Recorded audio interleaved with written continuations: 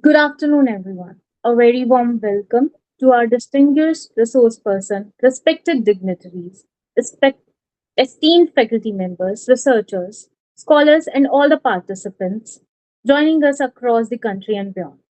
It gives me immense pleasure to welcome you all to day 13 of the 50-day online international faculty development program on research publication excellence from manuscript preparation to successful journal acceptance. I am Shikha Singh, Assistant Professor at College of Vocational Studies, University of Delhi, and it is my privilege to serve as the moderator for today's session. Today's session focuses on highly relevant and emerging areas of research, which is a systematic review of forensic and its contribution towards fraud detection and prevention. In an era of increasing financial complexities and corporate frauds, forensic accounting has become an indispensable tool for ensuring transparency, accountability, and ethical financial practices. I'm confident that today's session will provide valuable insight and practical guidance to all the participants. It is now my distinct privilege and honor to introduce our esteemed resource person for today's session, Professor Kiran Sood. She's a professor at Chitkara Business School, Chitkara University, Punjab, India, specializing in insurance, finance, and risk management. She holds a PhD in insurance from India and completed postdoctoral research in insurance at the University of Uzak, Turkey. And she's a certified risk management professional also. She served as an affiliate professor at the University of Malta, where she taught insurance under the Erasmus program in November 2023 and delivered a 9-day teaching module on forensic accounting at the Auction Hoti University Summer School, Prizren, Kosovo during July-August 2024. She also served as a research fellow at the Women Research Council, Azerbaijan State University of Economics, and taught MBA executive courses at the same university in April-June 2025. Her remarkable academic journey, distinguished international collaboration, and extensive contribution to teaching and research make her an eminent scholar and inspiration to the academic community. Ma'am, we are truly honored to have you with us today. On behalf of the organizing committee and all the participants, I extend a very warm welcome to you. Without further delay, I request you to kindly take over the session. It is over to you, ma'am. Good evening, and thank you so much, Shikha, for such a lovely introduction. That's a privilege. Thank you. So, let me share my slide. One second.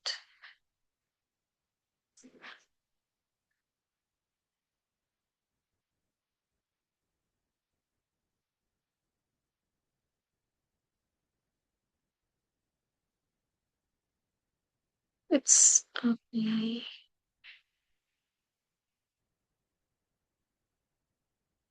Uh,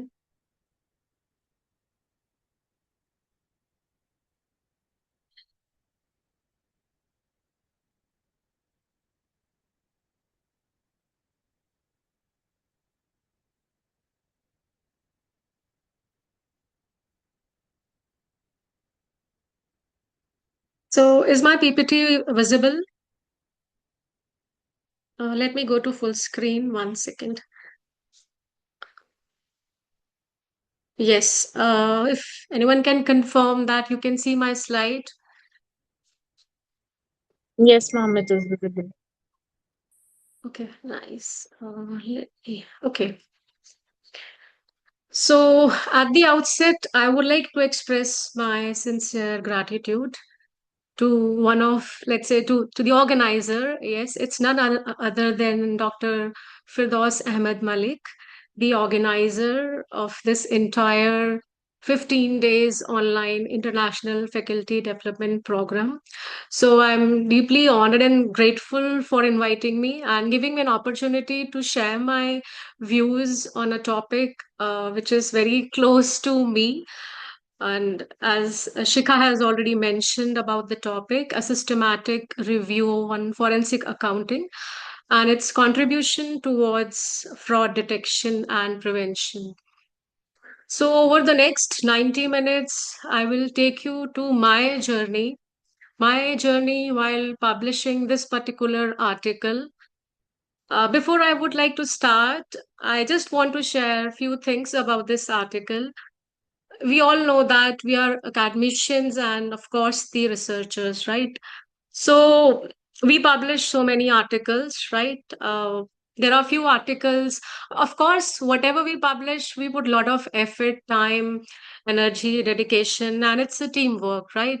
But there are few researches, few articles which are, kind of exceptional, or and you would have contributed little more, maybe, or more dedication, right? Or maybe the topic is very close. Of course, we publish on the topics which are from our domain, but there are few things which became special.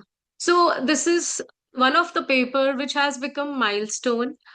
Although when I was thinking of publishing it, I didn't assume that this will happen. But yes, the way our team, it's a team of three authors. The first, I'm the second author, and there are total three authors. One is the international author. So once we published it, we were really, it's a kind of, it's like a baby. For me, every article, it's like a baby, right? Because the way we, put a lot of efforts.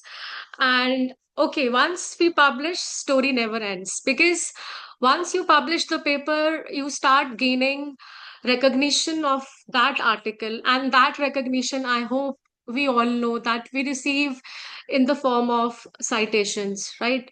So citation is not just the game about numbers. Citation is something because it's a reflection that people are liking your article, they are reading your article, they are giving, recognition. So that is a sign of motivation. So until now, when I published this paper almost 2 3 years ago, and since then, on an average, very frequently, I see notifications coming to my inbox from Google Scholar that is in the form of citations. So that's a motivation, right? So with this, I would like to start my. I'm receiving some messages. I hope it is okay, fine. So, systematic review on forensic accounting and its contribution towards fraud detection and prevention. So, forensic accounting is a very evolving topic. Even now, also, I'm not saying you will not find any researchers, but yes, this is a new topic where still you will not find a lot of researches are happening. There is still, a great potential that you can write on this great topic of forensic accounting. I'm not calling it great just because I have done it, because it's a very evolving, and forensic accounting is still less explored, right? So with this thought, when we have started working on, so we faced challenges in the beginning while searching articles. So when at that time we have realized it. But yes, it's been 4 years now. So yes, many researches have been done. So whenever we start any article, so the purpose is something which is very, very important. A good research purpose tells us about that why the study is gonna conducted, right? And purpose has to be very crisp and clear. We have to be very focused about the purpose. And purpose is something that gives you direction, right? That tells us about the research problem. And of course, the related objectives. So, in our paper, which aims to determine how forensic accounting contributes to fraud detection and prevention, this was based on two major research questions. As you can see, the first question is, what are the standard techniques for fraud detection and prevention, right? There are so many, but yes, so we would like to inquire, we would like to know. So that was the reason this has become our first paramount research question. And then, of course, we would also like to know that what are the significant challenges that hinder the application of forensic accounting. Forensic accounting is not an easy job. So that we knew from the beginning. Even now, it's not that easy. Frauds are, online frauds and offline frauds. Frauds are very challenging. It is combating frauds. It's very difficult nowadays. And forensic accounting is that domain. And of course, for that, it was very much required to find out, to know about the significant challenges in preventions and, of course, in detection. So this, because of that, we have figured out these two important research questions. I cannot move my slide. Sorry. Can I stop sharing because I'm not able to move my slide further? 1 second. Yes, you can try it. So while sharing, there will be one icon. Keep it in reading mode. Okay. Now Down. is it visible? Yes, it is visible. You can try the next slide. But still, if I try to move to the next slide, it's not moving. Why this is happening? It's still Now it's we are not having any setting. So while opening the presentation, down corner to your right hand side, there will be three options. So you can put there reading, make it on the reading mode. Then it will help you to move. three options. Okay. Down to your right bottom. Okay. Are you finding any? Yes, Is it now it is now moving. Yes, moving? yes, Okay, fine, fine, fine. yes. Please go ahead. So I was talking about my research questions where I've highlighted the relevance of two questions. First question was talking about standard techniques, and second was talking about challenges. Moving on to my next slide. In the previous one, I have highlighted my first question, which was focusing on standard techniques. So these are the few techniques which we have highlighted. In the end, if I would have time, I will share the paper. So from the paper, you will see those techniques. So these are the techniques. I'm not gonna discuss about the techniques because there are a few relevant other things which I would like to discuss. So the main focus to show this slide were the techniques, and that has become our first research question. And then moving on to the next slide, as you can see that the question is about the future scope of research, right?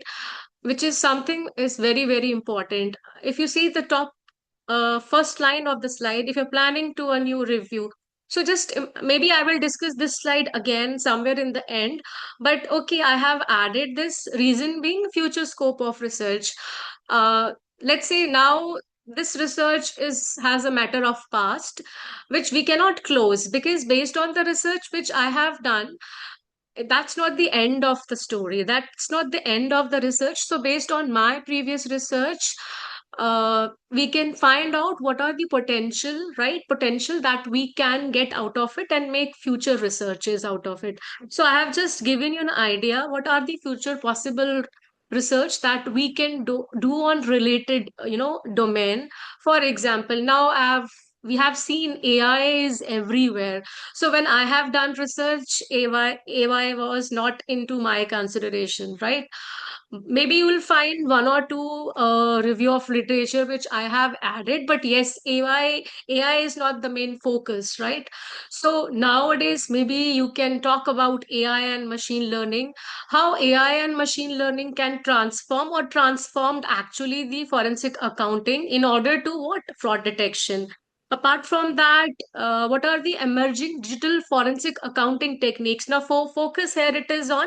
I was also talking about techniques, but yes, let's say, you can say digital forensic accounting techniques have evolved since 2022. I have completed this research work 2022. So it's been almost 4.5 years, right?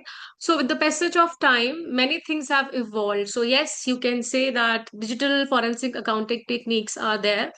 And apart from that, the potential research can be possible in the domain of AI, blockchain, and big data analytics. And yes, of course, the main research question is almost will revolve around that. What is that? Detecting and preventing the financial fraud. And what are the future research directions in forensic accounting in the era of generative AI? We say generative AI, agentic AI. So you can also talk about agentic AI. And so this was like I just wanted to share if any one of you, or maybe if I will plan my research in the domain of forensic, maybe my topic will revolve around these areas. Qualities of a good research purpose is something which I think everyone knows it, right? This is the basic requisite which should be there. Whatever we write, a book, a chapter, a thesis, it should be very clear, precise language. We should avoid any kind of, ambiguity or any jargons, because every single word that we write while publishing a paper, that has a meaning, right? I have seen many papers where, for example, they ask for operational definitions, right? So terminology, every single term that we are gonna use in our research paper, particularly when we frame a research title, right? So our first thing that people look at is the research title. So that title should be clear, crisp, right? It should avoid all these, jargons and other related things. For example, to examine the role of forensic accounting in fraud detection and prevention. So if you see, that title has a very crisp and clear. And of course, when you look at the title, people should come about the topic and the scope, right? Avoid any kind of confusions, and what that topic is basically fulfilling the requirement of, is that topic is focusing towards any real world problem, right? What type of research gap which you can assume out of it. And of course, the title should not be like that, which will, bring a lot of confusions related to unrelated goals. And of course, the topic should be of that kind which you can research, right? Realistic approach should be come out of that, and a complete alignment among the title and the questions and the objectives. So these are Mhm. the basic things which everyone should know. Keeping my paper into consideration, as I've already said in the beginning, whatever I will discuss with you, it's just based on my paper, our paper, right? So, as you have seen the title of the paper, it's the focus is towards Prisma model, right? So we have used Prisma method, right? And Prisma, we usually always say Prisma, but there are many things which at times we don't know about Prisma. Prisma is not like it's not research methodology, right? So we'll talk about Prisma, and there is a checklist of 27 points which you need to fulfill. It's not like that. If there are 27 points, you need to fulfill all those 27 points of a checklist which is there in Prisma. Even when I have published this paper, at that time I was not completely aware about Prisma model and the checklist. It's after I think 2 years I came to know that there is something like checklist with 27 points, and as much as you should include all the relevant points. And let's say if you're not able to include those 27 or any of the points, you should give an explanation of that. So we will discuss about those checklist and the points. Of course, I won't be able to cover all the points because for that it needs a lot of time. So this Prisma is basically preferred reporting items for systematic review and meta-analysis. That was the combination. And the main motive is to carry out a systematic literature review so that we can find out and assess the existing literature that everyone knows. And existing literature on what? It's the forensic accounting. So what is the speciality of Prisma? Prisma tells us about the, structured and the transparent process, right? You have to gone through with the screening, you have to gone through with the assessing, you have to gone through with the selection.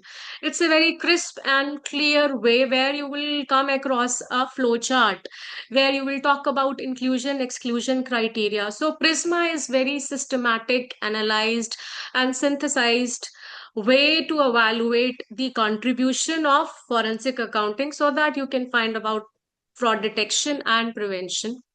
Talking more about, I'll continue talking about Prisma, but before that, as you can see in my paper, systematic review and meta-analysis both are there, but there is a difference between systematic review and meta-analysis. Systematic review is very simple, right?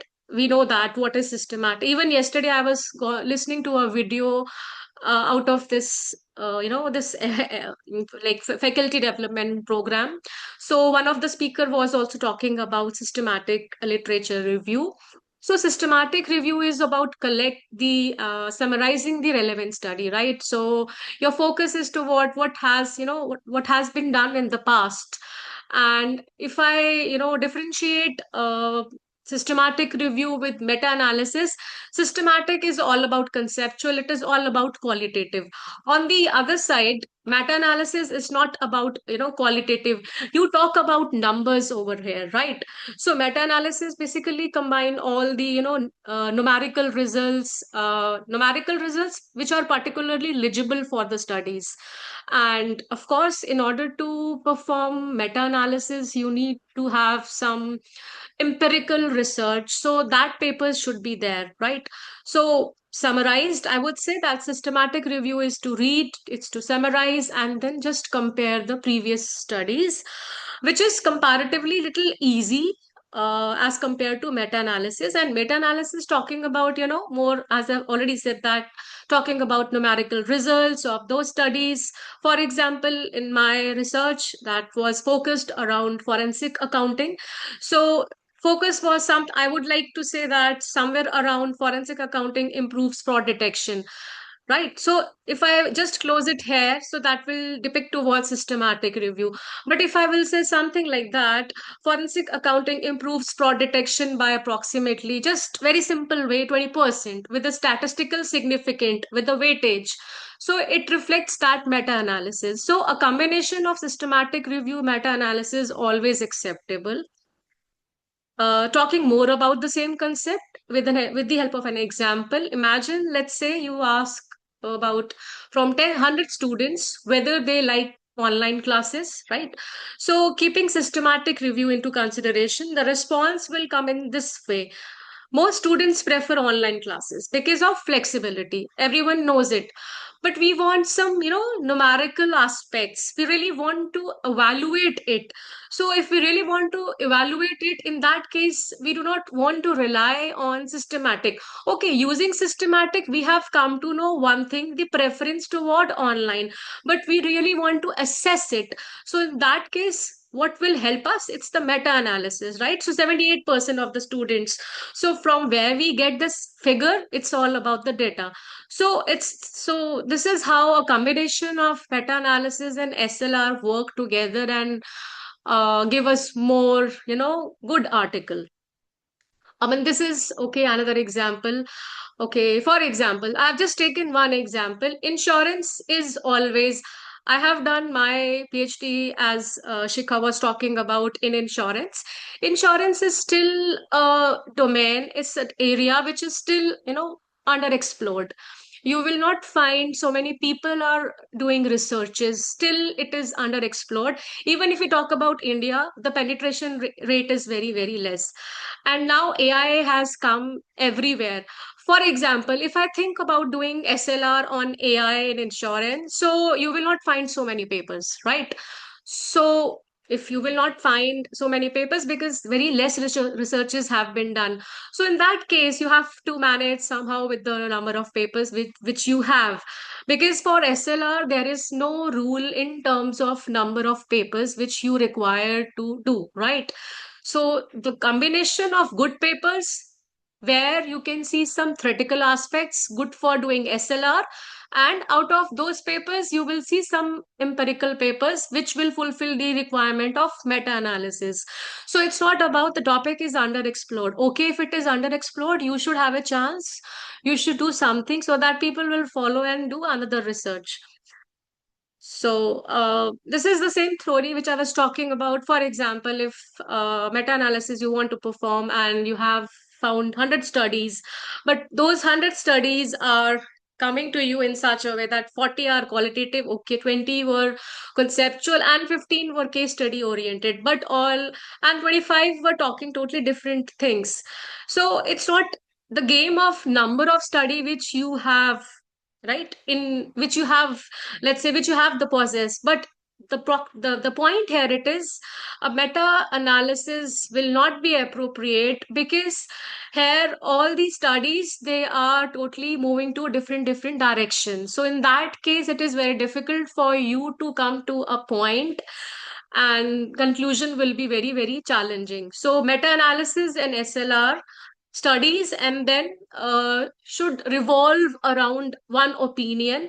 As you have seen in my opening slide, I was talking about the methods, and the second was I was talking about the challenges. So it should be revolve around your research objectives and the questions. If you will not found this, it is always challenging to do SLR and to perform meta analysis within one research. Okay, this I have done. So yes, talking more about Prisma. So Prisma, how Prisma was like brought into our existence. So Prisma was not a methodology. It is basically a kind of statement which was presented or brought by a group of researchers. Names are in front of you. So they were the great researchers. They brought this concept of Prisma statement in 2009.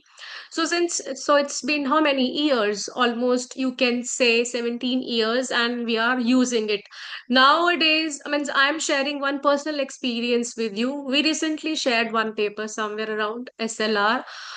I got that paper was rejected.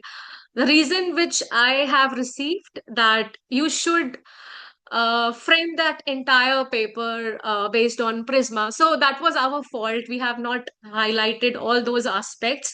Although I've already mentioned that it is not compulsory to include all the 27 points of the checklist, which are exclusively meant for Prisma. But yes, there was something which was missing, right? So, so Prisma was developed over a period of time, right? When Prisma was not there, like so many other things that people used to do. So Prisma basically gives us a direction, right? So before Prisma, many systematic reviews were gone through major problems. We like problems like in case of search strategies were incomplete, and there was a selection bias also. And of course, when Prisma is there, the chances of reproducing the research is very authentic, because when you follow Prisma, you follow a framework, and if the framework is accurate, then someone else can reproduce it. So that is something which is very important. If it is not able to reproduce, it means there is something which is lacking. And Prisma is a standard format, and for that the guidelines are they update with the passage of time. And the recent one, yes, the recent guidelines which we are following, it's the recent guidelines which came in 2020. I will share that detailed version maybe at the end of my presentation. So, main objectives of Prisma, there are so many points, but yes, some of the main objectives of Prisma is, of course, to improve transparency, reduce reporting bias. I'll discuss all of them in my upcoming slides. Ensure reproducibility, standardized reporting across systematic reviews, help authors, of course, preparing quality manuscripts, and to enable reviewers and readers to assess the reliability. To talking about my first objective, that is to improve transparency. So transparency in Prisma, that comes from search strategy, of course, the database which we are using, and the flow diagram. So flow diagram is something that gives you a direction, a clear picture, reason why including this, reason why excluding this.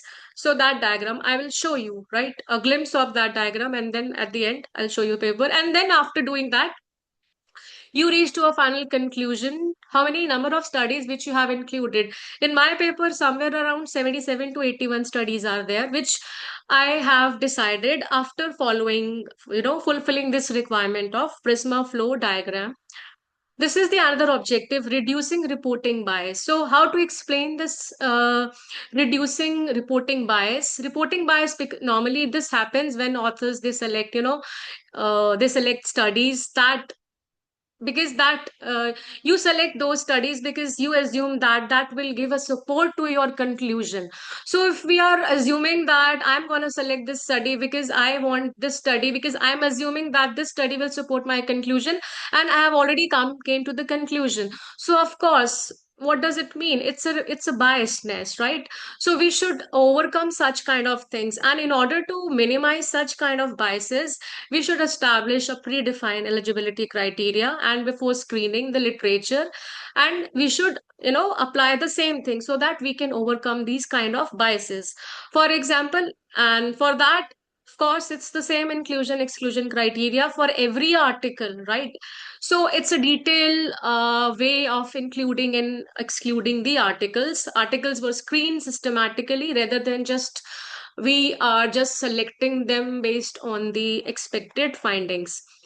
Talking about the next objective, ensure, which I was earlier talking little bit, ensure reproducibility or verification. This is another very important aspect, because now, for example, your methodology is, a fully documented, or using your methodology, another researcher can, do that kind of research, repeat your research using the same database which you have using that same keywords and using same inclusion criteria. But if they reach to a similar body of evidence and similar conclusion, it increases the confidence, so that helps, that ensures reproducibility. And if it is able to reproduce, it means your findings are reliable, no one can challenge you, right? So this is something which is very important. And here, if I'm saying reproducibility, here people normally, misinterpret this term. Reproducibility is not creating, kind of duplicate paper of the existing one. No, it is to increasing the authenticity of all that approach, of all that flow work, or you can say the flow chart which you have followed. If someone wants to cross check, they can use it, and then if they find the similar kind of results, so yes, that kind of authentication, yes, it's verifiable, right? So it's not a kind of duplicating the research, and purpose is to allow others. So the main motive is so that other anyone can cross check on, maybe anyone can verify whether the conclusions were reached through a sound or ignoring the biased process. Another important objective was standardized reporting across systematic review. So when we followed this Prisma framework, we provide, international accepted reporting guidelines, as I've already said that. So using Prisma is itself kind of an acknowledgement. So using them with fulfilling all the requirements. If you're not using them rightly, it means just using them and then breaking the rules will not serve the purpose. Using them as per the terms, as per the conditions which are clearly mentioned, so that is towards a sign towards standardizing reporting across systematic reviews. So what more about Prisma? So Prisma, as I'm continuously saying, it's 27 points checklist, which includes so many things, starting with the diagram, etc., etc. So these are the tools which normally help researchers, authors, while doing such kind of SLR in a complete and transparent. So Prisma, as we all know, that preferred reporting items for systematic reviews and for meta-analysis, right? So it's a good combination for them. There's a guideline.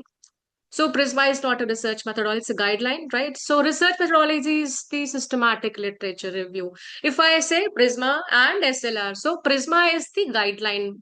So what exactly the research methodology? Research methodology is the SLR, right?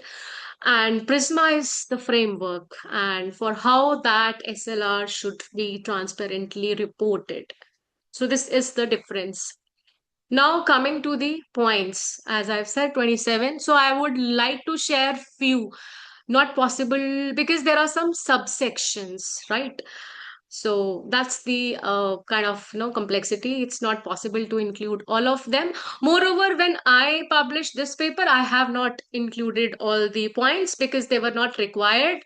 So one thing which I have also learned with the passage of time, uh, let's say if you publish or planning to publish a paper based on SLR or this kind of meta-analysis. So in that case, follow that checklist and try to follow as many as points. And let's say if you are not able to follow few of them, then you should have an explanation about why you have not followed this point out of the checklist. Because I mean, this happened with me. I'm sharing out of my personal experience. This has recently happened with me. So we gave them explanation. Okay, we have not included this point. Please clarify. Please give us a valid reason, right? So this was my recent experience. Checklist one is the title, where this is the title. This is not I am saying. This is checklist is saying. So the first checklist point is the title, and that point says identify the report as a systematic review. Title should reflect.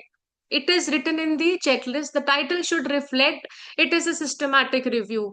I have given two example, which is the correct one, which is the incorrect one. If you look at the first title, a systematic review of forensic accounting, it is there, right?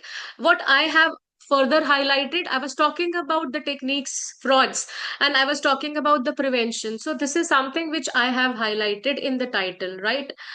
And I have given you one more example which is incorrect. So I can do anything which is incorrect. So it's simple. There is no SLR is written. So of course, nobody will accept it. You will see desk rejection. If you will share your paper, I mean, it's not desk rejection. I mean, just an experience, not experience, maybe chances are there. So based on the first point of the checklist, because normally that catches the attention, right? If you because people will go and see your abstract, SLR is there in the abstract, SLR there is in the keyword, but they will not find in the title. So that's a bad sign, right? So of course you should include that in your title. And you should report an informative title. Of course, title is that, which is itself automatically catch the attention, which is expressive, which is being studied, which is being objective, right? Like in my title, it is clearly written, talking about fraud detection and prevention. Again, the selection of the words that really, really matter. Whatever we are writing, starting from title till end, every word has a weightage, right? So, systematic review of forensic accounting and its contribution toward fraud detection and prevention, right? So, if you will do that, of course, see, they will come to know, okay, topic is what? Topic is forensic accounting. What is the purpose? Could be in the paper. Okay, fraud detection. And they're also talking about prevention. It's not only detecting. Okay, after detecting, are you going to talk about prevention? So these two different things, but they are related. Once you have detected, now you will prevent it. So for prevention, what are the possibilities and what is the type of the study? It's a systematic review. Many times the journals, they ask you the type of article. It's a review paper, it's SLR, etc., etc. So study type is the another thing which is important. Consider providing additional information. Of course, if it is possible, right? It depends. It's not always required, but if it is okay, you can also share other information related to methodology, analysis technique, years covered, a time frame, right? Or maybe the design, but it is not that paramount like the way we discussed in the previous two slides. For example, now this is the example where I've just made it for you. You can include the time frame, okay, and you can add this Prisma based systematic review, something like that, which according to you of more weight, has a more weightage in the body of the paper. So coming to the second point of the checklist, abstract. See the Prisma. See, abstract is another important thing which everyone's note. This is the first snapshot of our paper. Like I'm talking about this paper. If you just look at the abstract, I've included the purpose, design, methodology, findings, implications, social implications, originality, keywords. So this is just so see the Prisma 2020 abstracts for the checklist, and then you will find the related points from the checklist, right? Again, talking about second point of checklist, I have added something related to practical implications. Practical implication is all the subsection of abstract is very important. Every subsection of the abstract is equally important. Be it is purpose, everyone would like to know what is the purpose. Methodology is equally important. Practical implication, you cannot compromise any of the section. Every section. Social implication, if this is the practical implication, what will be the social implications, right? Novelty is, people really talk about keywords and then the paper type. So I've just added one few lines from my paper, which I have included in the practical implication. Drug counterfeiting is becoming a major type of fraud, etc., etc.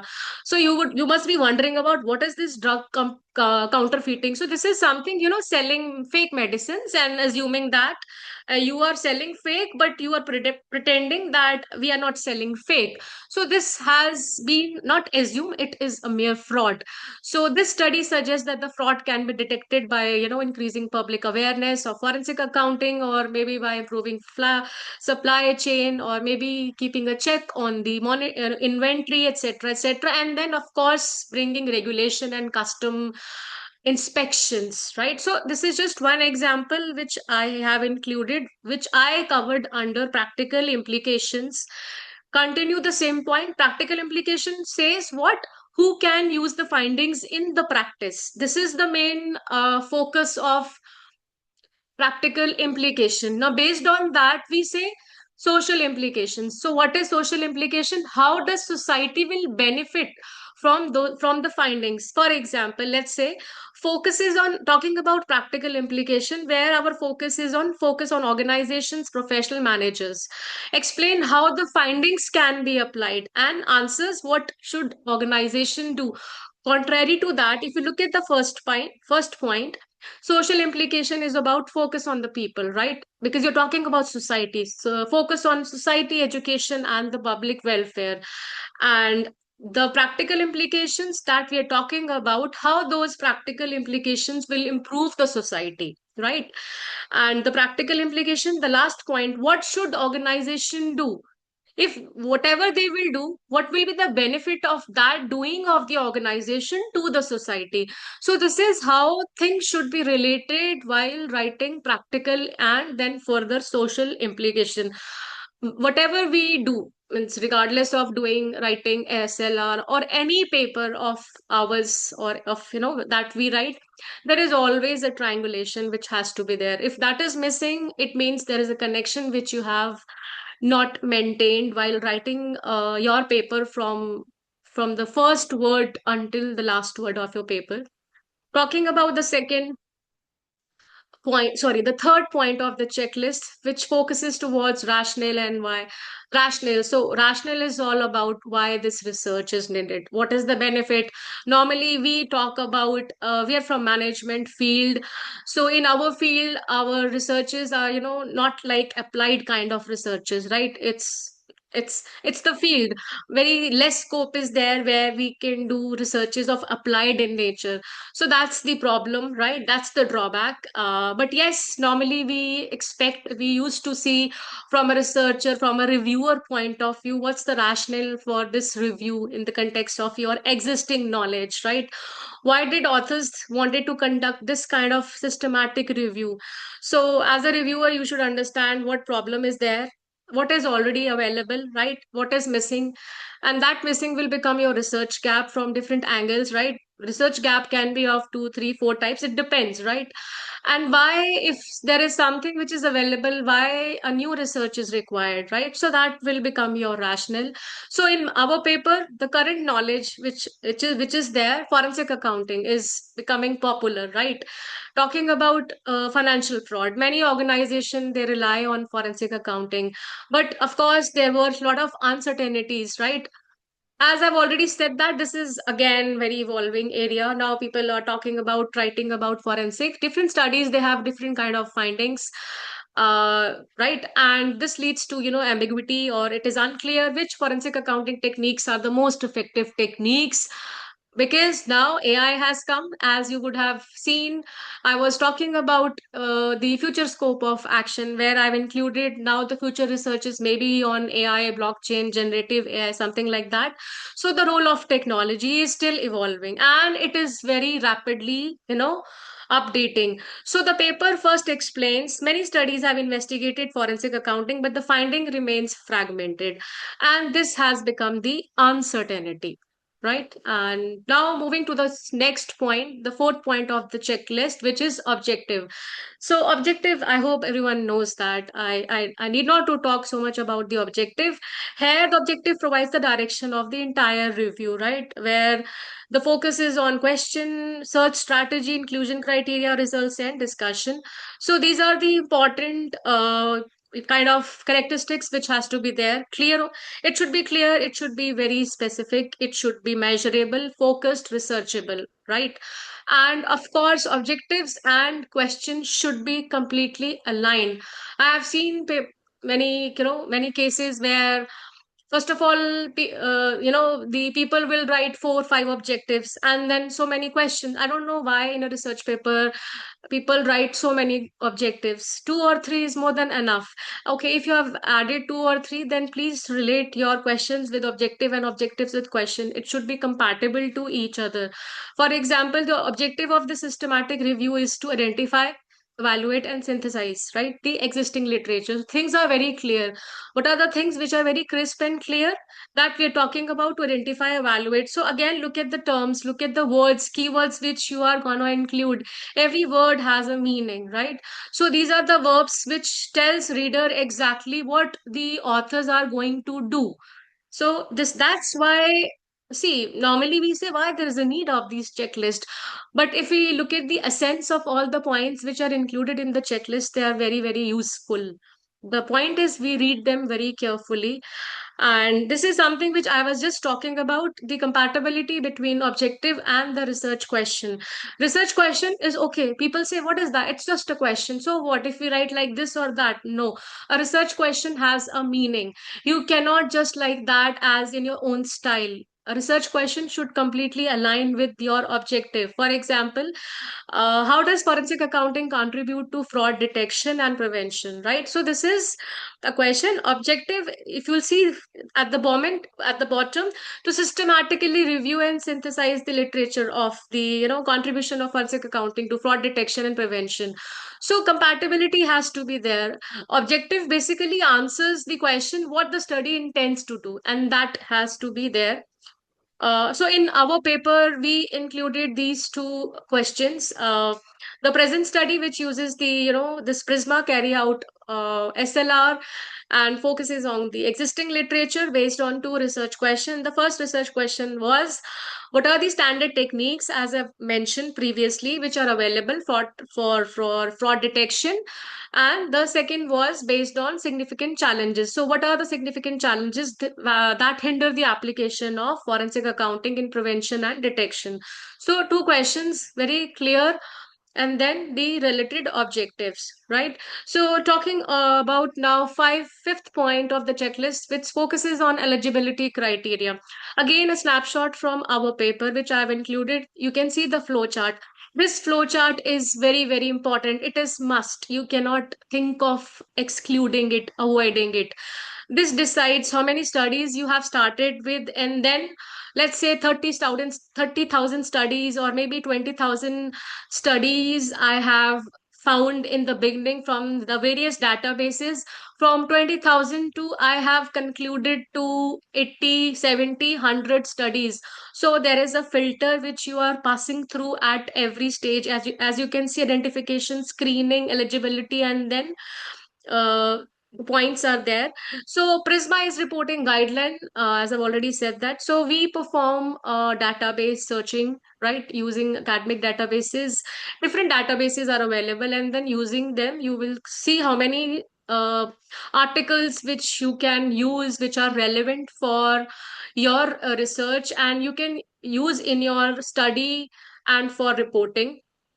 Again, this is the another snapshot talking about inclusion criteria and exclusion criteria. I we have added the timeline, like that our research article will fall within this range. What was the time period? What, 2015 to 2021. So this is the time frame which we have added, and that is why this has become the inclusion criteria. So of course, if this is the inclusion criteria, the exclusion will become no article prior 2015, and you cannot say after 21, because if we are doing research in 21, so there is no fun of writing it, right? The year which has not come, so there is no requirement of talking about right after 21. So research article published in peer reviewed, this is something which kind of add more authenticity. One of the point towards reproducibility, just one step, right?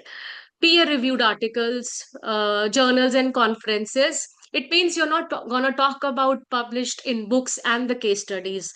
Research articles having keywords, forensic accounting, fraud detection is very, very important, because you have to decide the strings. I'm going to talk about why these strings are important. So it has to be very, very important. Now, again, that inclusion and exclusion criteria, this is just one glimpse of that flowchart. So records identify that the database that we have searched in the beginning is 36,527. And there will be some papers which are not relevant for us. So for that, NA word is there, right? Articles retrieved from the electronic databases, using predefined search strings. I'm going to come back to that strings part. And then there will be some articles which will you definitely encounter will be out of scope, right? And this is how we do kind of filtering while going through with the process of inclusion and exclusion. Again, just I have presented some, a short picture, database search, and then screening based on the words, title, abstract, keywords, how many you will exclude, how many you will screen, and then come back to the final stage. So when you will do screening, of course, you will exclude the irrelevant studies, right? You will save time by avoiding unnecessarily full text reviews. And of course, the focus will be on relevant studies, right? And that will become a key of your Prisma process, because it makes the entire process. Why Prisma model, which includes the flow chart, is shows kind of transparency. People will come to know about from where you started and then where you have reached. So that flow chart is a transparent kind of flow chart, and your journey from beginning till end will be transparent. So as a result, a forensic accountant essential part in the fraud. Okay. So we have included this also in our paper. And why I'm talking about, we have included very exclusively in our paper that because forensic accounting is something which is very, very important. So we need to categorize that how fraud detection can be categorized into various groups. Like fraud detection in accounting, that has to be very crisp and clear. We are talking about fraud detection in what domain? It's in the field of accounting. And then auditing, of course, fraud investigation was the another research question, and the litigation support we added. This is sometimes, at times, people say this is unrelated or related. So, in order to support this fourth group, we have added a citation. That citation will give us a weightage so that somebody will say and cross check, right? And of course, this will again step towards enhancing the reproducibility, right? Checklist, point number 5. I have so many points. I don't know whether I would be able to cover, but okay. Point number 6, which focuses on information sources, right? This is very not simple. You need to mention that databases, registers, websites, organization, reference list, everything you should identify, you should include it, right? The date, of course. Date is something which you cannot just write it, okay, retrieved by this link, but you need to mention the date also, right? So that is very important. Now, yes, this is again very important. Moving to the point number 7 of the checklist, which focuses towards search strategy. So this present the full search strategies which you use in all the databases, right? And when you use this search strategy, you use the filters. For example, let's say I am going to prefer only those researches which are available in English, right? So first filter which I have created, that's the English oriented journal articles, and the type is the journal articles. Let's say if you want to say journal articles, if you want to include books or papers, conferences, papers, okay, but you have to clarify journal articles, subject area business management and accounting, because that was related to our domain, and the time frame which is there you can write, you have to write. Source type is the journal. So these are called filters, and filters, or these are the limits or the boundaries which you have set. So within these boundaries you will do whatever you want to. Talking more about this is very important. So based on our papers, as I've already said that we started somewhere around this, and maybe we concluded 77 or 80 something around these papers. So Prisma expect the paper to report. What to report? To each database, of course. Why database? Again, every time I say reproducibility. And further, what they expect us to do, let's say Scopus. If this is the database which I have referred, then the search strings are coming in what way? Keywords, Boolean operators. I will tell you further about Boolean operators. Filters used for English and articles, English language and journal articles. Web of Science, same or adapted. Have you used the same or adapted search string? Year limits, right? Science Direct, adapted search string or the full text. Emerald, same search string or adapted, or the subject, right? So if your paper only lists databases, but let's say you have included the databases, right? These are the databases, but you have not highlighted these search strings or the filters, so they will, it means they have defended the criteria of uh, point number 7 of the checklist of Prisma. As I've said, there are a few points which you can ignore, but you have to give a kind of a defense. So for few points you can ignore and you can, defense yourself, it's okay. But there are few points which you cannot ignore, and this is one of them. So many journals, they highlight this issue, right? And you can include this information maybe as supplement material or as in the form of appendix. So this I was talking about Boolean operators, right? So Boolean operators, basically, these are the special words that we use in our database in order to perform searches, right? To refine the keywords. Using this, we get more clear answers, relevant articles, basically. Refining means relevant articles, which are very, very essential related to our SLR. For example, not example, these are the most prominent Boolean operators, and or not. You have to be very careful when to use and, when to use or when to use not. Every these three Boolean operators, they have a meaning, they have a pros and cons. Let's talk about these one of them. So before that, these operators, they are the standard ones, like this and or not. And you can use, I have no idea about other engineering, etc., etc. But yes, as per my information, what I have found until now, these are the standard operators. Maybe somebody can guide me or tell me, but okay, whatever I have experienced or learned out of until now, so these are the standard Boolean operators. Now, how to use it?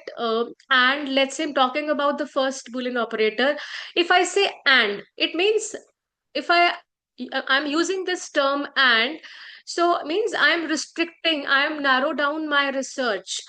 For example, I said I have chosen forensic accounting and fraud detection. So it means my search is restricted only to forensic accounting and fraud detection. So both the terms, forensic accounting and fraud detection, must appear in my search results. If this will happen, then I will select them and include them, right? These articles will be out of those 30,000 and 40,000, right? And then again filter will happen.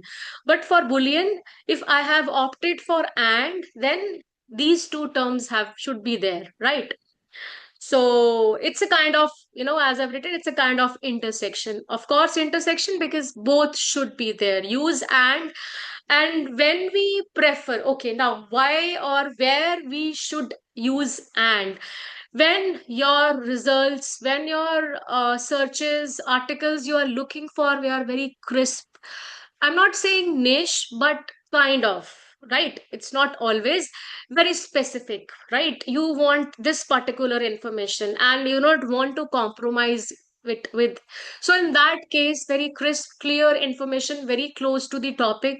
So in that case, you want quality, right? Which is very relevant, particular.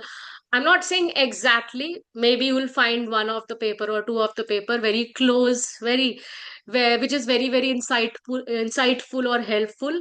So for those things, you go this search engine, this parameter of choosing and. So for example, as I've already said, that filters, okay, this I have done. So limits are there. Now talking about the second search style, and was there, but now it is or. Now or means that you have given a kind of relaxation, or means, let's say, I have said fraud detection or fraud prevention. I will choose a paper, whether it is of fraud detection, I will choose, okay, it is okay for me. If there is a paper which is of fraud prevention, I will choose that also. Why? Because I have added this term of or. Whatever paper I'll give, if that paper is one of them, if one paper is fraud detection, I'll choose that. If other paper is fraud prevention, I'll choose that also. So all matching papers which fulfill this criteria of fraud detection and fraud prevention will become my, my not sample out of those 30,000, 40,000. So, for example, forensic accounting is okay for me. I can also choose a paper which is talking or revolves around forensic audit. This is something where you can use synonyms, right? So if synonyms are there, you have in your mind synonyms. So for those synonyms, you can use or. Again, you have to be very very clear. Keeping this into consideration, make sure you do not miss a paper which is very relevant for you, or maybe you do not include a paper which is not relevant, right? And the third one is not, the exclusion, right? Or the topics which we do not want to include from the database, unwanted topics, right? Forensic accounting, not tax, right? So this retries paper on forensic accounting, except those talking about taxation. I do not want that paper which focuses on taxation or anything else which you have in your mind. When you do all this, so many things, so many keywords that comes to your mind, and then accordingly you can plan. So you have to be very very extra cautious. So, and while these, quotations, why are these quotation marks used? So these quotation marks tell the database to search the exact phrase also. If I have used these quotation, let's say forensic accounting, opening, closing, the closed ones. So this will come back to me with the papers only containing this exact phrase, forensic accounting. And let's say if I have written the same word, forensic accounting, but without the phrases. So in that case, the database will search for forensic paper separately, or maybe the database will search paper of accounting oriented separately. So in that case, maybe I will encounter many papers which are of irrelevant for me. So to avoid wasting my time out of those irrelevant paper and focusing on relevant, it is better you use these quotation marks so that you do not waste your time. So this is we I have discussed with you now, just and or not, combined concept, synonyms, and exclude unwanted topic so that you can remove the irrelevant results. So it's just my again experience, again my recommendation, what I use when means like the way I am talking to you.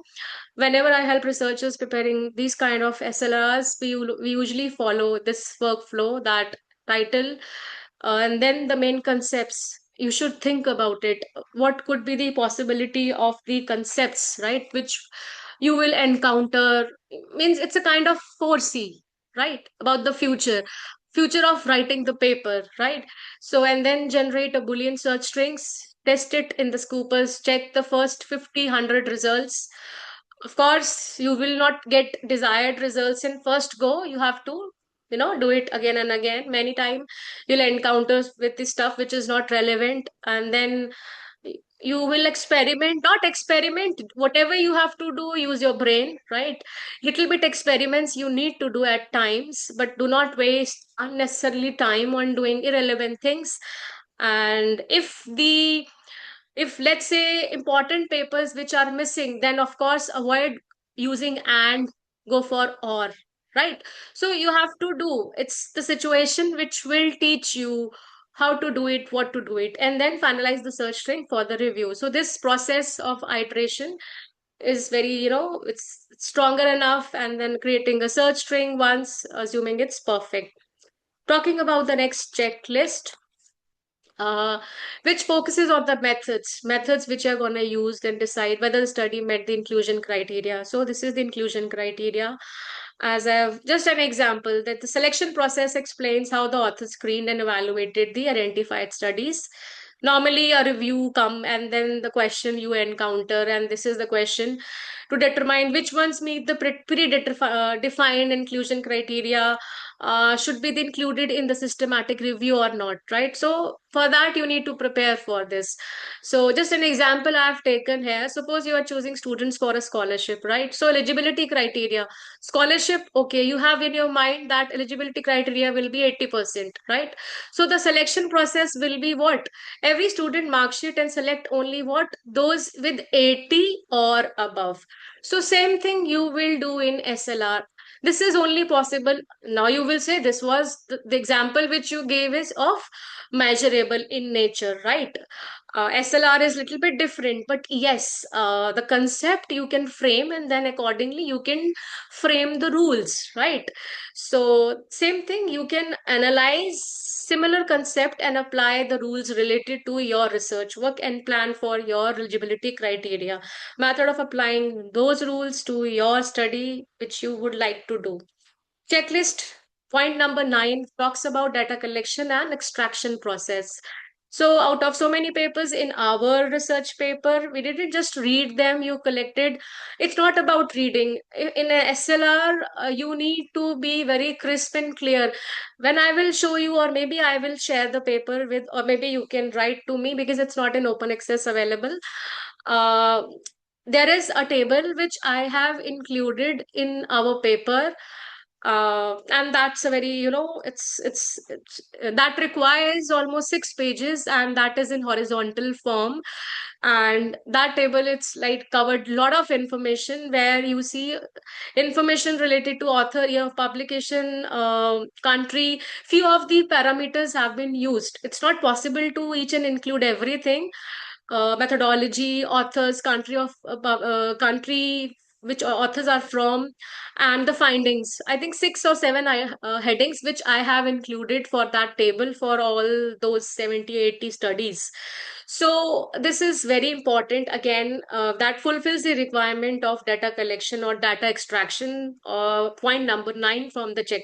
So yes, I have pasted the particulars of my table which I have included. So if you can see the how many particulars are there, it's almost 11 particulars. So I have included all this information of all those 70 papers in our paper. So that was very tough, but yes, we took a lot of time in doing it. As we all know that, tabular presentation, it gives kind of, easy memory. You can easily make comparison, right? So you can easily identify which fraud techniques are most commonly used, etc., etc. How many studies are talking about this, right? And then you can see, identify the trends also. And in the absence of table, we have been told, frankly speaking, yes, why we framed this table. I remember now while presenting to all of you, we got a review. There were so many points. So we have been told to make a table. So in the beginning, we were like, it was very difficult. But yes, means we got the time. And yes, it's after the review, we made that table, right? So This is the another point based on that same checklist point. Did they translate papers? For example, as I've already said that we are not gonna include the paper which is in other language, right? So if you have made those arrangements, so accordingly you will do it. You will translate. So it's not our cup of tea translating. So right, we're not gonna use it. So if your review only included English, then of course you are safe, right? You need not to answer this point, and this is NA for you, right? Next point, 10A. Now this is 10A, the point of checklist talking about the data items and the outcomes, right? So in the previous one, the ninth, which I was talking about, which was focused on the data items, sorry, the ninth point was talking about data collection process, but this point number 10 is talking about the outcome of those data items, right? So the only difference is, if I say the previous point number, which was focused or revolved around how did you extract the data, now this was focused on the outcome, means what data did you extract, right? So here you have to specify the variables or the outcomes which you have collected. So this is the, of course, the next step which comes automatically after the point number 9, which is the data collection process, and then the outcome came. So this is the further extension of the same point. Your research questions, which were focused on the techniques, my first question, right? So when you answer this point number 10 from the checklist, of course, you will go back to your research question, right? So you should relate. You cannot deviate.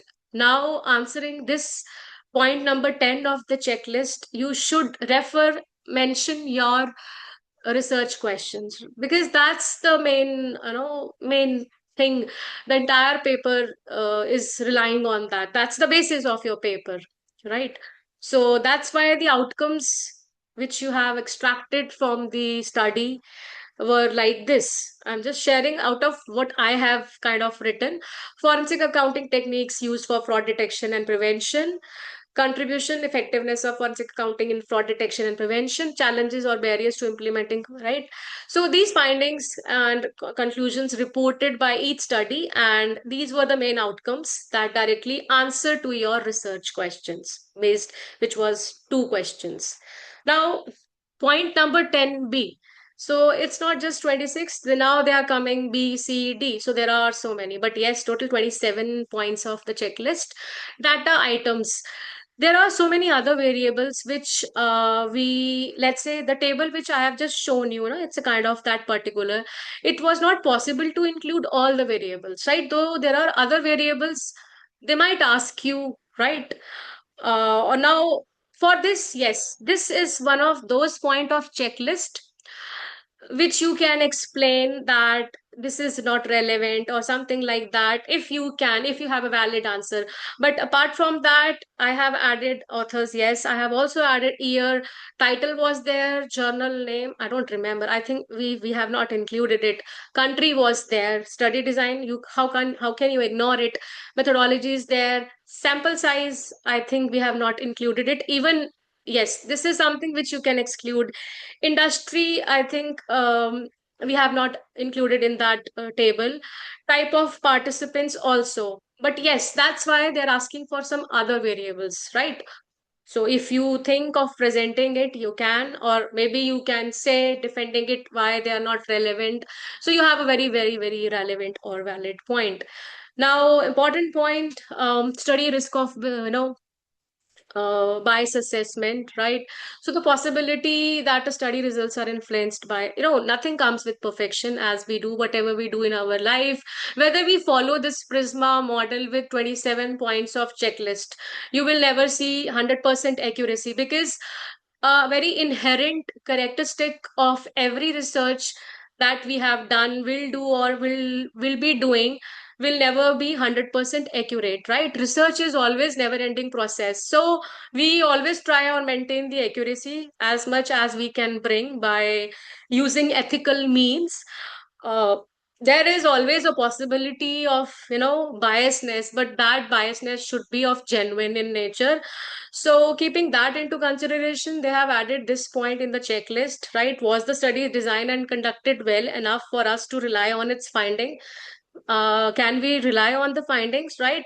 So our review followed the Prisma framework for the identifying and selecting studies, right? However, the review did not report a formal study risk of bias assessment, right? Using a standardized appraisal tool, incorporating such an assessment would further strengthen the methodological rigor. So always, whenever we say if we are strengthening, we have that methodology in our paper, and methodology is something which add more weightage, right, to your research. So that's the importance of study risk of bias assessment.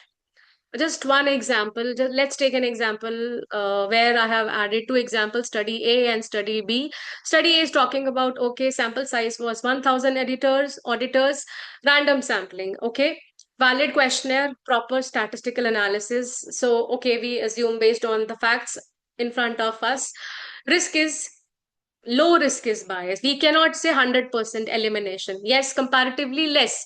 As I've already said, that biasness you can never eliminate. So you can trust the findings of this research much better way as compared to the other one, where we always say questionnaire you are using validated standard or not, convenience sampling high, so no statistical tests are there. So how I can rely the findings from your research, because these were the lackings, shortcomings, that reduces the authenticity and will enhance the risk of biasness.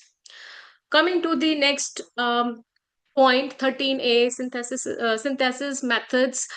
Here you need to check the eligibility for synthesis, right? So here the main focus is about where when we talk about this, so we the studies whatever that we have included, we group them. Why we group them? Because grouping is very important, because we talk about different, not related areas. So grouping will give us more clear picture for analysis. For example, in our research where we forensic accounting was the main issue, that was revolved around three important themes: detection, prevention, and the challenges. So our studies that we collected, filtered, etc., finally surrounded around these three important themes. So that's why synthesis is very important, and eligibility is there, and that you can present in the form of this. So for that, it is very important to organize the themes. You have to, now themes will only come in your research work when you are very crisp and clear, right? Again, the selection of the words, I have shown you in the first slide, have to be very crisp and clear, right? So these are our synthesis groups. So studies were talking about fraud detection, were synthesized together. Few studies were talking about prevention, were synthesized together, and the discussion implementation of challenges, keeping into consideration both, were synthesized together. 16A is, now I'm going to give you a your kind of skip, as I've already said that I cannot cover, and I have only just 12 minutes. Then after that, I'll wind up because I have one more class. So I'll wind up when I'll see it's 6:30. So I'll try to cover as much as I can in another 12 minutes. So I will not take you to each and every point of the checklist because of time as a constraint.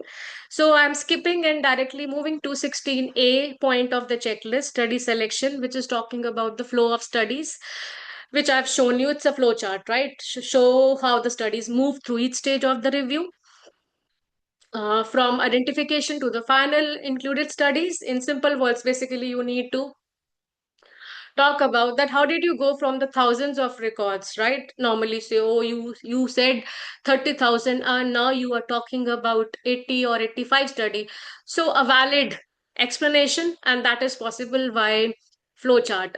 You cannot do, I have seen many times, I review at times papers where fake flowchart is there, fake information is there, and if you will do all this fake, or maybe copy paste, something like that, then reproducibility will not be possible in any case, because you have not actually done it, right? So no one can authenticate your research findings. They will not reach to those findings which you have reached or highlighting in your research, because you have not actually implemented or executed them.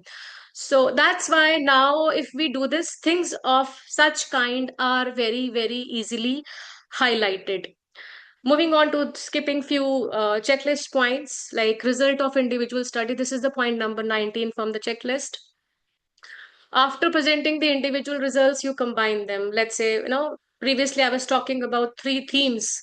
So maybe you have figured out how many studies are for this theme, how many studies are for this theme, and then how many studies are for this theme. So, and then you will, combine them, and then you will present the results, right? So overall evidence suggests that forensic accounting, and then you will, after combining the results of individual studies, like whatever result which is there in your paper, you will show to the whole world. uh, Now, this is less. So if you can see, 23 is the point, which is the last, which is one of the important point of discussion, right? Where you can say I have written 23A to D. It means this has 23A, B, C, D. So there are further 4 points from the checklist, and 23 was focused towards discussion. And I hope know the relevance of discussion in every research paper, be it SLR or any empirical or any paper, or maybe a conceptual one. So we determine a positive correlation. This is something which I have pasted from my paper. Few lines, few points which I am sharing. We determined a positive correlation between forensic accounting and fraud detection and prevention from the literature. The, the different techniques that have been suggested in the literature for fraud detection have been depicted below in table. I am not able to show this. Table 3 is that same table which I was referring to, which was added later in the form of appendix when we got a review. One of the point was this. So that's the same table, right? However, more research is needed on fraud prevention procedures and areas where forensic accountants have devoted less. So this is, we talk about, this is not the only discussion. This is just a portion which I have pasted. So you can try to understand the essence of the discussion. Discussion based on whatever you have done until now, from the beginning to the closing to the end of your research work. So I was talking about A, B, C, D. So 23A focuses on interpretation. 23B focuses on limitations of the evidence and limitations of review processes, and the 23D was talking about implications. So, quickly talking about 23B point checklist, where the focus is on limitations of evidence. So, here they are like what weaknesses, limitation, what weaknesses existed in the available literature. As I've already said, that every research you should write limitations. It's not like you're protecting yourself, but yes, never, you will never see a research, complete or accurate. Research will give birth to another research.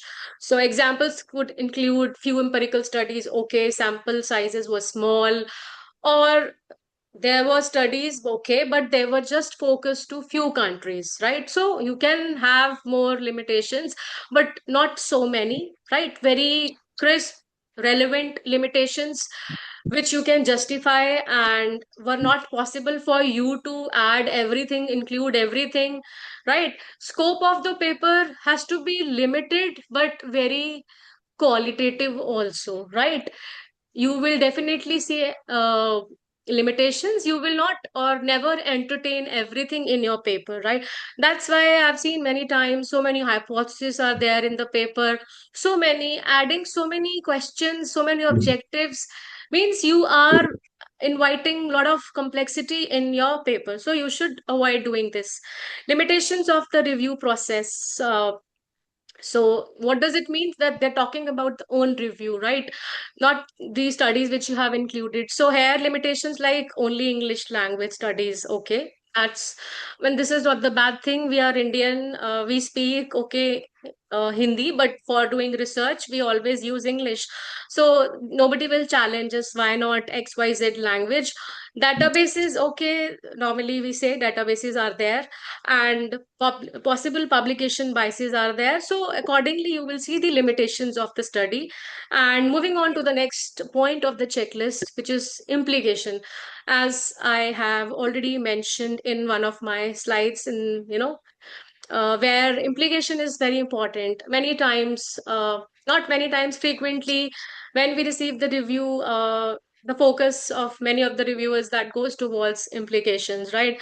I've seen many times people, they write very well from beginning to end, but moment we write implication, we kind of we do not pay a lot of weightage, right? Or we take it very lightly to implication. So implication is the another point of attention which everyone would like to read, because this is something which we are thinking about the society. This is something which is missing, and kind of suggestions you are giving. So future research, practice, policy, education, maybe based on that people will think about doing something. So practical implications: improve supply chain monitoring. This is just I have added, right? Strengthening inventory control. This is something from that, the case which I have highlighted in one of my slides, where the frauds will happen because of bringing some quality issues. So conduct effective customs and laws, or regular inspections. So that has to be there. And forensic accounting is very new, right? Awareness is very little. So we should increase the awareness of this forensic account among everyone, and we should introduce forensic accounting into undergraduate. And even nowadays, I have seen, even we have introduced in our school, we teach forensic accounting. People don't know, or they like so kind of little interest, but yes, this is another evolving area. And the second last point, which is there, is the support, right? Who support? It's very simple, right? Very simple point. We have to answer it. We have to write it somewhere in the closing of the paper. Who supported or funded this systematic review? Second last point is the competing interest, right? Research should be, again, this is something which is very much important, right? You have to answer this because of the ethical issues. Research should be objective and unbiased. Do the authors have any personal or financial, kind of interest which can influence the results? So you have to answer this yes or no, something like that. I don't think so I need to add anything to this. And the last point, I think, almost going to the end: availability of the data, code, and other materials, right? What does data means for a systematic review? Data usually refers to the list of included studies, data extraction, Excel, summary tables, characteristics. So this is for that. Excel file is there. Other material, okay, Boolean search strings, already talk about. Prisma checklist, already talked about. Flow diagram and the screening one. So with this, I think I'm moving to the closing of my presentation. And with this, I would like to conclude that this systematic review, which I have presented with all of you, where the Prisma 2020 framework was discussed by me. And because Prisma is something which is transparent, a very structured, reproducible approach, and enhance the kind of authenticity of any literature of scientific, and by systematically identifying the screening and selecting, or whatever we have studied until now, and that enhances the evidence of every paper. And we were able to comprehensively examine with this the research we have done. I can say that using all those points, not all the points, but yes, I can enhance the you can say reproducibility or of my research work in the domain of fraud detection and prevention, right? So these are the guidelines which definitely improves the quality of research, and you will get recognized, as I've already said, that in the form of citations. You can think about doing researches to reproduce and build upon the work, right? So with this, I would like to thank for giving me time and attention. Thank you for patient listening.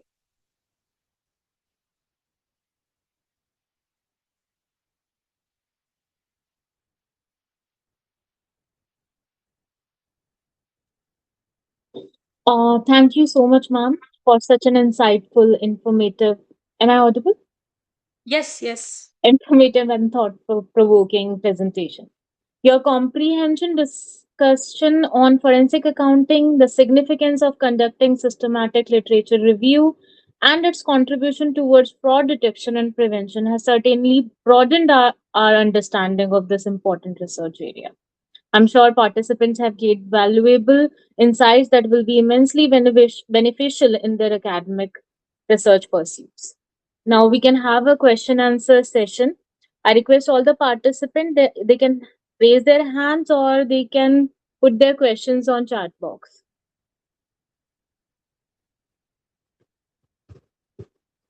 See if anyone.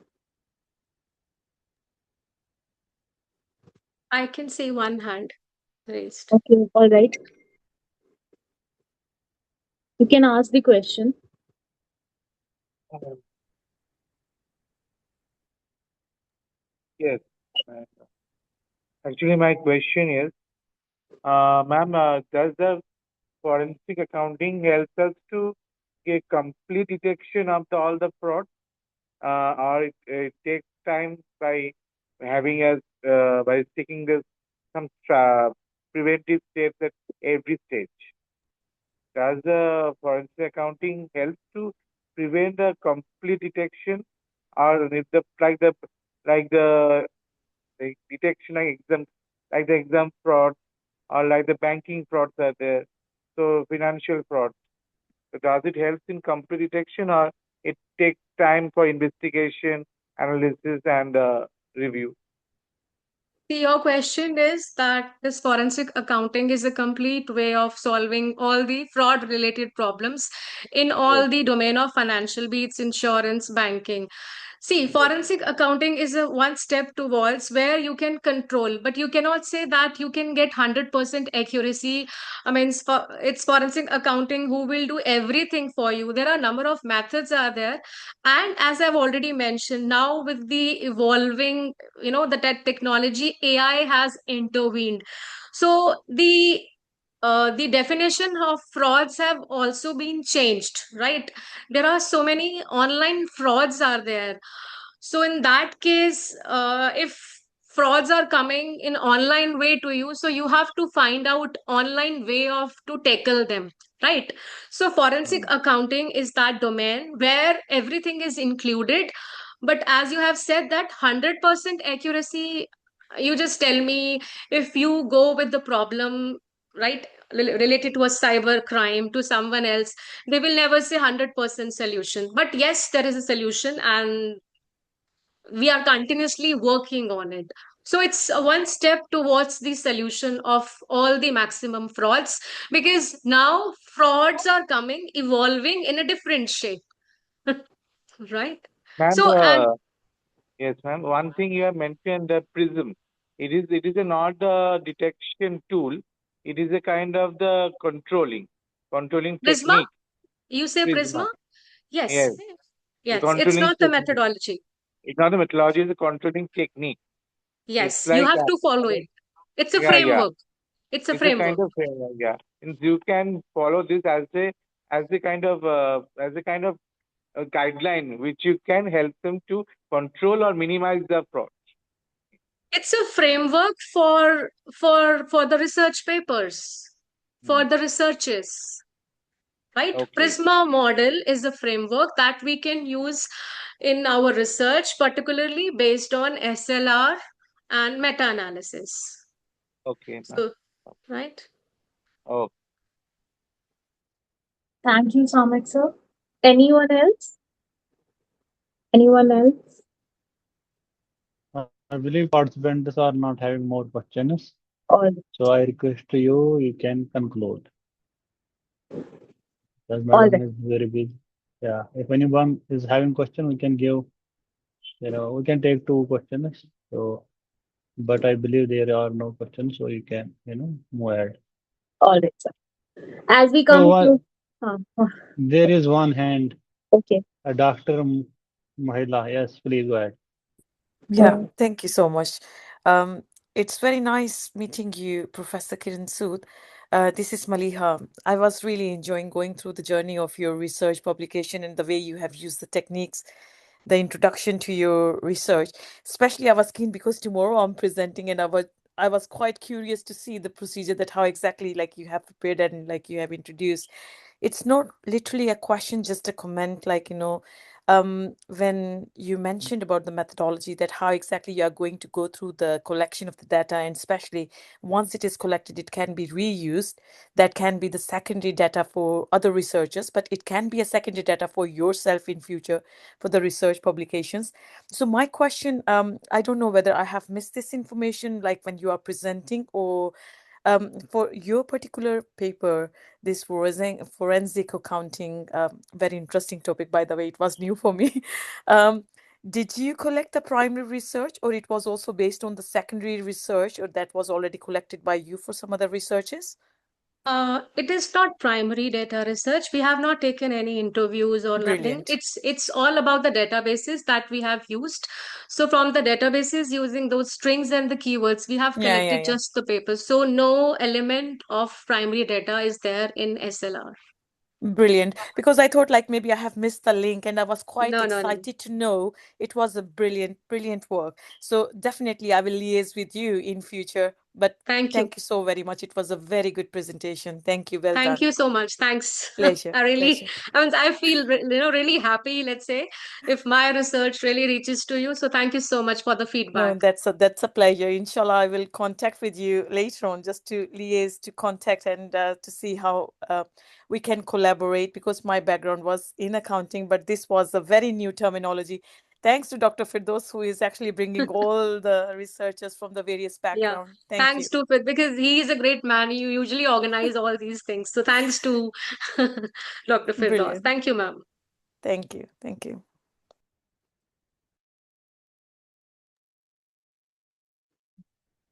Dr. Shifa, you can conclude. I believe all there are right. no more All questions there. right, Dr. Firdaus. As we come to the closing of the today's session, it is my privilege to propose vote of thanks.